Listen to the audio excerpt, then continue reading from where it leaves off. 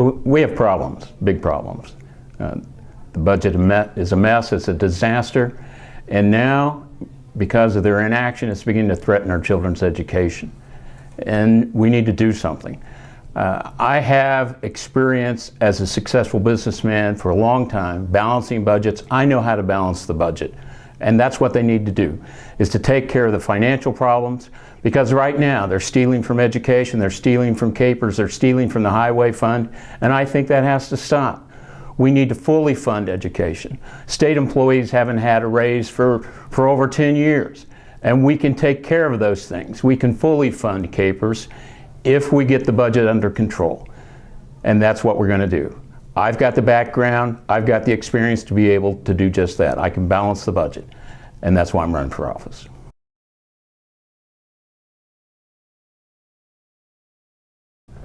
Well, first of all, you have to do something. The last 4 years, nothing's been done at all. They've been kicking the can down the road, as it were.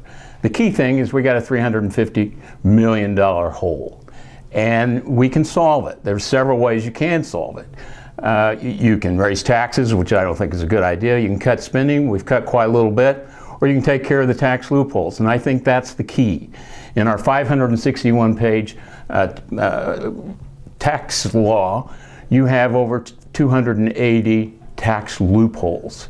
Now, if you take out churches, nonprofits, and Girl Scout cookies, because everybody likes Girl Scout cookies, you still have 250 tax loopholes.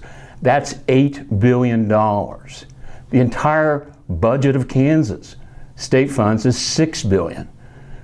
And we're letting $8 billion go in tax loopholes. We have a hole in our bucket. Actually, we have 250 holes in our bucket.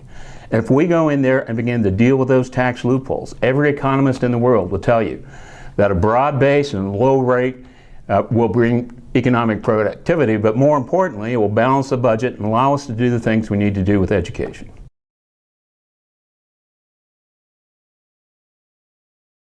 I think the greatest challenge is education. It's very important to fully fund education, and I'm in favor of that. If we get the budget under control, we can do that. The second thing that has to take place is to focus on quality education. And that's the thing the courts, the media have just been missing. They've been talking about funding, and that's important. We have to do that. But we also have to talk about quality education. If you go to my webpage and click on issues, there's a whole paragraph, several pages about what's going on in terms of quality education. We can do much, much better. I talked to a grade school principal who gave me some important ideas. I've been talking to teachers. I've got 6 teachers in my family, and they have pointed out the key thing to a quality education is face time with the teacher. The particular principal I'm talking about, in 1 year's time, doubled the reading scores without any additional money. So if we use innovative ideas and start moving in that direction, we can increase the face time that students have with teachers, and that's going to cost money in part, but it's also, we can change policies in terms of you don't graduate to the next level unless you have so many hours of teaching in front of the class. We're going to have to reform our truancy program because a lot of kids are just not going to class and not getting that face time with the teacher, which is so incredibly important when you come to reading, when it comes to math, all those kinds of things. So we need to change the conversation to be talking about what we can do, not only to fund education, but to make sure your children get a quality education.